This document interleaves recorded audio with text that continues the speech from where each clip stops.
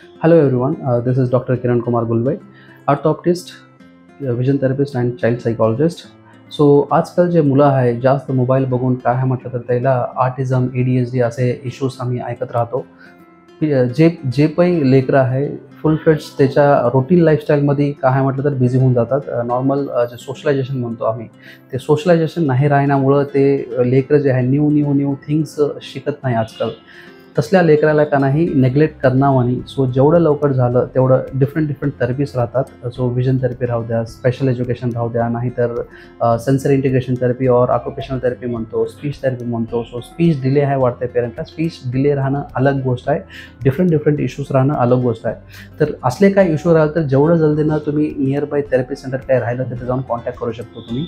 So overall तिथं बी अगर solve होईना गेलं तर अशोका चाइल्ड डेव्हलपमेंट सेंटर जे आहे आपलं हैदराबादमध्ये आहे. ह्याचे जे थेरपी सेंटरमध्ये जे 7 ते 8 और 9 थेरपीज आम्ही फुल फ्लेज प्रोव्हाइड करतो लेकराला. तर ह्याच्यामध्ये काय आहे म्हटलं तर रेग्युलर अगर लेकराला 2-3 थेरपीज नीड राहिले तर 2-3 थेरपीज ॲडवाईस करणार. एज जसं वाढतंय लेकराचं मेंटल एज पण वाढायचं आवश्यकता आहे. अगर एज वाढत राहिलं, मेंटल एज अगर स्लो आहे तर ते पुढे चालून लई डेंजर होईल. अशा लेकरांना जेवढं जल्दी तुम्ही थेरपी स्टार्ट केलं तेवढं लेकरं जे आहे पॉपअप होऊन जातात आणि नॉर्मल लेकरासंग मिंगलअप होऊन जातात.